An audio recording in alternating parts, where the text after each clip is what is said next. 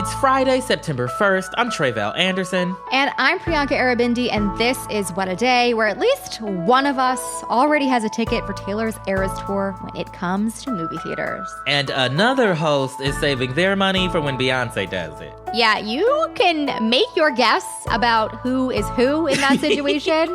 But let me just say, these tickets, they're movie prices, so I can spring for both. On today's show, Clarence Thomas has formally disclosed what we already knew. His billionaire friend Harlan Crow paid for some of his vacations. Plus, in Texas, several new laws go into effect today, including one that restricts trans healthcare. But first, yet another update on white men who were never taught how to lose gracefully. 2 more leaders of the Proud Boys were sentenced yesterday for their roles in the January 6th insurrection, convicted of several charges, including the likes of seditious conspiracy and the destruction of government property. Joe Biggs was sentenced to 17 years in prison, while Zachary Rehl was sentenced to 15 years.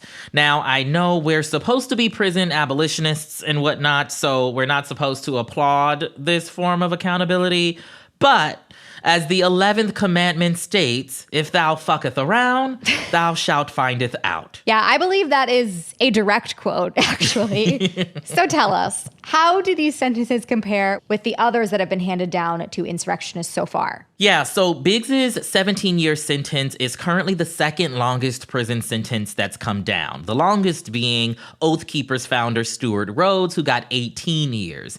Interestingly enough, though, the prosecution wanted almost double the 17 years, 33 to be exact, because they argued that Biggs and his co-defendants, quote, intentionally positioned themselves at the vanguard of political violence in this country.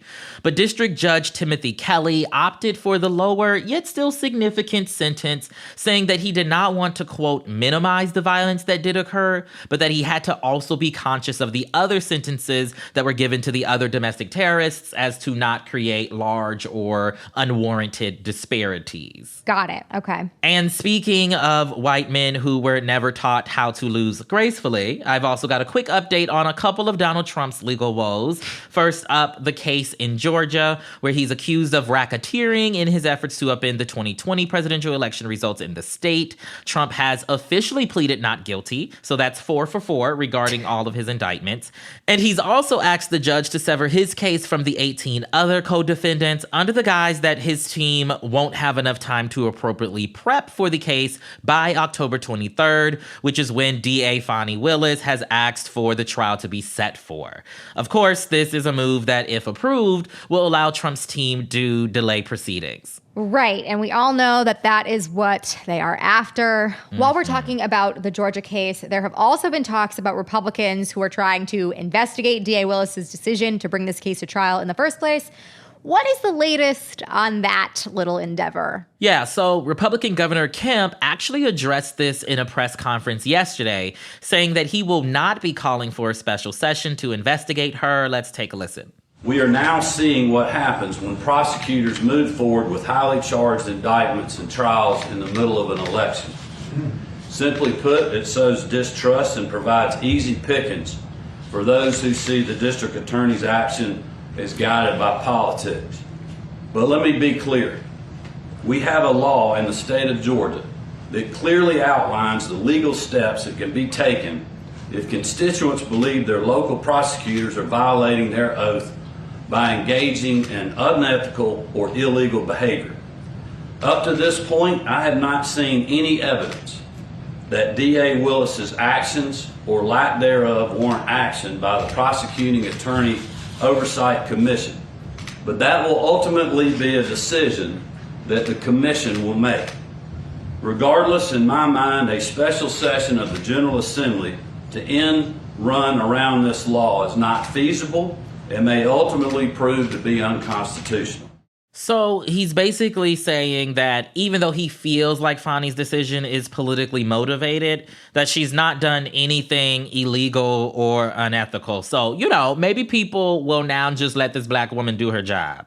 Probably not. But I feel Right. like when you have Brian Kemp putting it like that, you got to know that there's really, really no legs to stand on there. Mm-hmm. But anyways, there is also some news about how we'll be able to follow this case. What do we know? Yeah, so if you are interested in watching how this case unfolds, you may be happy to know that it will be broadcast live and in color on the YouTubes, okay? So, I guess we have that to look forward to. I, for one, certainly will not be watching that whole thing, but I will be watching the highlights. So I'm glad that we will have video evidence of it rather than just articles to rely on, because sometimes that gets a little tedious to follow, but a video, that is forever.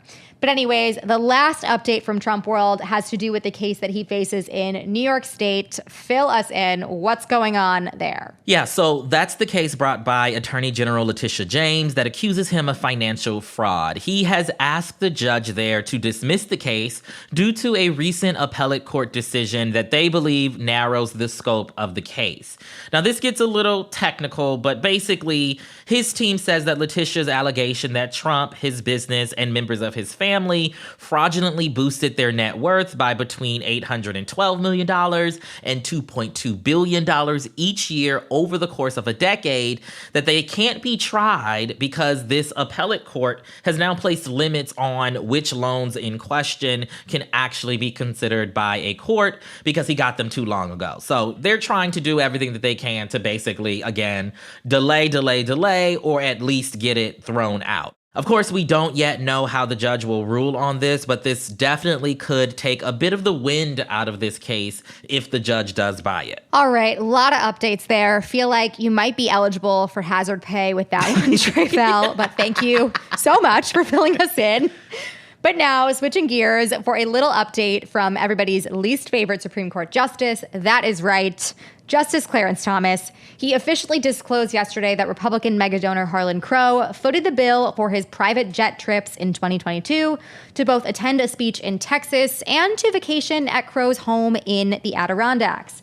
These disclosures came as part of the annual reports that the justices were expected to submit in May of this year. Thomas requested an extension, so he is submitting his 90 days after the fact, which was yesterday. With this disclosure, he also included a statement, a move that is pretty unusual, that actually defended his travel with Crow. Interesting. Okay, we're going to get to that statement in a moment, but can you refresh our memories really quickly about the allegations against Thomas at this particular moment? Yes. So a series of reporting by ProPublica this year detailed that this man, Harlan Crow, treated Justice Thomas to several luxury vacations and trips on his private jet and super yacht. He also bought Clarence Thomas's mother's home in Savannah, Georgia, and covered a portion of Thomas's great-nephew's private school tuition, none of which at all had been disclosed at any point by Clarence Thomas.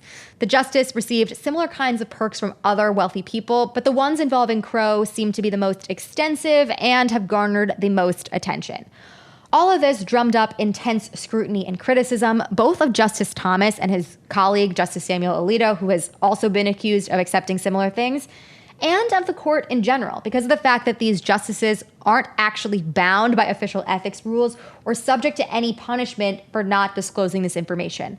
And in light of this reporting, that's something that many people think needs to change. I might be in that number because this is absurd that there are no checks and balances, right, for this type of behavior. I know, for all the raving about the checks and balances we do have, very little going on right here. Right, right. Okay, so going back to this report that Thomas disclosed yesterday, you said that he included a statement. What did he have to say? He said of his decision to fly on Crow's private jet that he was advised to avoid commercial travel after the leak of the Dobbs decision, which got rid of the constitutional right to an abortion. I understand why he would think that he is hated by the American public. I think that's probably pretty accurate. He also admitted that he, quote, inadvertently omitted other information in past reports, including a life insurance policy for his conservative activist wife, Ginny Thomas, as well as a bank account that was valued at under $70,000 in 2018.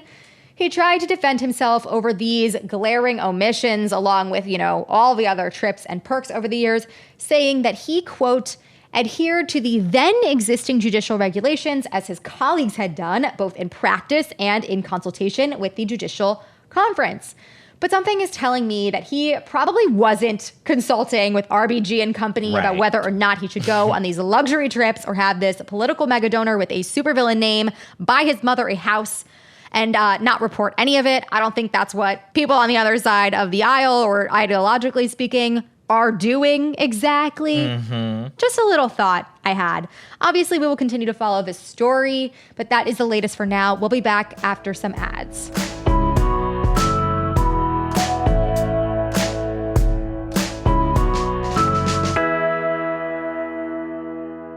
This show is sponsored by BetterHelp. Therapy can help you stay connected to what you really want while you navigate life, so you can move forward with confidence and excitement. If you are thinking of starting therapy, give BetterHelp a try. It's entirely online, designed to be convenient, flexible, and suited to your schedule. Just fill out a brief questionnaire to get matched with a licensed therapist and switch therapists anytime for no additional charge. Whatever it is, therapy gives you a place to talk through those racing thoughts that are keeping you up at night. Get a break from your thoughts with BetterHelp. Visit betterhelp.com/WAD today to get 10% off your first month. That is BetterHelp, HELP.com/WAD. WAD Today is brought to you by Lomi. Listen, guys, it is easy to get caught up in the hustle here at WAD and forget about the little things that make a big difference, like where our trash goes. But thankfully, Lomi is here to help. Lomi is a countertop electric composter that turns food scraps to dirt in under 4 hours at the push of a button. And y'all have heard us rave about Lomi for months and months and months at this point. It's truly very cool. And I love being able to turn my food waste into dirt for my beautiful plants. My hydrangeas are thriving off of Lomi right now. Whether you want to start making a positive environmental impact or just grow a beautiful garden like me, Lomi is perfect for you. Head to Lomi.com/WAD and use the promo code WAD to get $50 off your Lomi. That is $50 off when you head to LOMI.com/WAD and use the promo code WAD at checkout. Thank you, Lomi, for sponsoring this episode. As a parent, no 2 days are ever the same. And let's face it, sometimes a little extra help goes a really long way. That's what's so great about Care.com. They make it easier than ever to find local, experienced, and background check childcare to help manage your family's ever-changing needs and schedule. Whether you need an after-school sitter or help with homework, there's a large selection to choose from. And all caregivers who use Care.com are required to a complete background check before they're able to interact with families on the platform. It's so easy. Just go to Care.com and post a job for caregivers to apply. You can search for qualified candidates, view profiles, read reviews and ratings, check their availability, send messages directly, and more. Sign up now and see why over 3 million families use this amazing platform. Get the help you need to make it all work for your family at Care.com. That's Care.com. Let's get to some headlines. Headlines. At least 74 people have died and more than 50 are injured after a fire broke out in a 5-story building in Johannesburg, South Africa. The fire broke out at around 1 a.m. on Thursday morning in the heart of Johannesburg's central business district, and it took 3 hours to contain. An estimated 200 people were living in the building, which local authorities referred to as hijacked. Those are buildings that have been abandoned by landlords and taken over by gangs or other groups. These spaces are often then leased out to migrants or residents who don't have the means to afford other forms of housing. However, that means that these buildings tend to be more informal settlements and don't always meet basic safety requirements. After responding to the fire, rescue crews described shacks and other structures hung up in the rooms of the building, and many people crammed into singular rooms. This likely made it more difficult for people to escape. Officials are still looking into the cause of the blaze. After more than 3 years, the student loan payment freeze is coming to an end. Boo! Tomato, tomato, tomato. Tomato, tomato, throwing tomatoes. Starting today, federal student loans will once again start accruing interest. And unless you refinanced, you can expect those interest rates to bounce back to the same rate they were before the pandemic. Monthly payments, however, won't be due for another month starting in October. But you can expect to receive that bill at least 21 days beforehand. Of course, a lot has changed in the course of 3 years, from finances to circumstances and beyond. And thankfully, there is some cushion in the first year after payments start up. The Biden administration is providing what's called a, quote, on-ramp period to help borrowers get back into the swing of making payments. During this period, you won't be penalized if you miss a payment, and you also won't be referred to debt collection agencies, considered delinquent, or placed in default. The on-ramp period starts October 1st and continues through September of next year. The Biden administration also launched a more affordable income-driven repayment plan this summer. It's called SAVE, and it adjusts your monthly payment based on your income and family size. Processing an application for the program can take about 4 weeks, so if you're interested in enrolling, it might be a good idea to start looking into it right now. Now for some legislative news out of Texas. We'll start with the bad first. Starting today, trans youth in the state will no longer be able to receive gender-affirming care. That is because the Texas Supreme Court has allowed SB 14 to go into effect. The law prohibits trans kids from receiving puberty blockers, hormone therapy, or transition surgeries that experts say are rarely ever performed on minors in the first place. It also forces trans kids who are already receiving treatment to de-transition, which is just a devastating thing to have to go through mentally, physically for these children. It's really bad. A state judge temporarily blocked the measure last week after deeming it unconstitutional, but the all-Republican High Court lifted the injunction with no explanation. The good news is that a state judge blocked the so-called Death Star bill that was slated to go into effect today. That Republican-backed proposal would have barred local governments from enacting progressive policies that go against state law.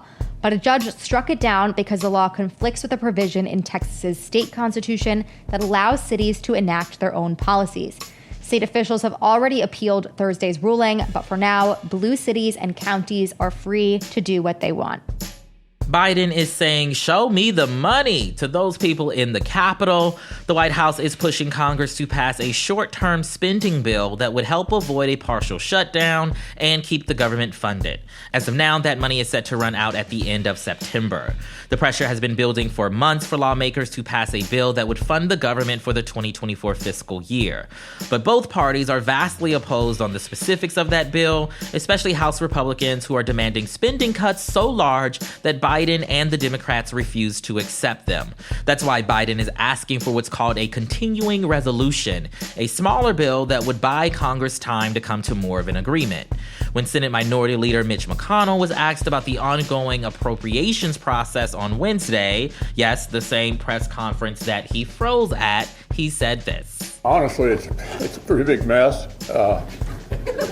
It's a mess of you all's own making. Right. Why is everyone laughing? Right. I don't get it. Color me confused. Anyways, finally, we have some good news for all of you Swifties out there. If you missed out on the Taylor Swift Eras Tour during its North American run, there is still hope for you to experience it without emptying your entire bank account. The singer-songwriter announced yesterday that a concert film of the billion-dollar tour is coming to a movie theater near you this October. The movie, titled Taylor Swift: The Eras Tour, will play on the big screen at AMC theaters nationwide for a limited time in the fall. And Swift said, quote, "Eras attire, friendship bracelets, singing, and dancing are encouraged." The announcement comes amid high demand for Swift's worldwide tour. Ticket sales are expected to total up to $1.4 billion or more by the end of next year when the tour is set to end. And you will remember that Ticketmaster's website literally imploded last year because of how much traffic it got during just the pre-sale. Tickets for the Eras Tour movie are now on sale for the same price as a normal movie ticket. Already got my ticket. Cannot wait. The film will debut in theaters on October 13th in the US, Canada, and Mexico. See you there, Swifties. Why not? Why not relive it? I love that you and all of the other Swifties out there will have this to recharge you. Yeah. I'm so glad for you all. Yeah, Trevor's honestly just glad that we're off the streets for a few weekends in October. Absolutely. The streets have been cleaned up of the Swifties. I think those movie theaters will be a lovely place. It'll be a fun time. And sometimes it's a long show. It'll be nice to sit down, I feel like. And those are the headlines. Two more things before we go. Ever catch yourself staring at the office clock, convinced it's in a time war with your motivation? Then Work Appropriate is the podcast for you. On this week's episode, host Anne Helen Peterson is joined by pep talker extraordinaire Josh Gondelman to talk about ways to get unstuck at work. Listen to this episode and more only on Work Appropriate, wherever you get your podcasts. And last thing, we are taking a break for Labor Day. Shout out to our unionized fam out there. Thank you all for what you do. We will have a new episode for you all out on Tuesday, September 5th. So we will see you then. That is all for today. If you like the show, make sure you subscribe, leave a review, have a great Labor Day weekend, and tell your friends to listen. And if you are into reading and not just a statement defending billionaires who pay for your vacations, like me, What a Day is also a nightly newsletter. Check it out and subscribe at crooked.com/subscribe. I'm Priyanka Arabindi. I'm Tre'vell Anderson. And fund our Labor Day weekend, Harlan. I'd like a paid vacation. Absolutely. I'd love to go to the Adirondacks. I don't really feel the need to hang out with him there. Oh, no. But I think it'd be fun if we went. Absolutely. He's not invited, to be clear, but he can foot the bill. We just want the jet and the mountain house. Thank you so much.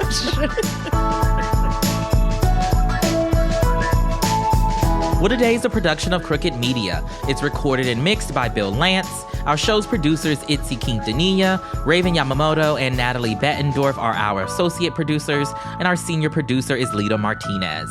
Our theme music is by Colin Gilliard and Kashaka.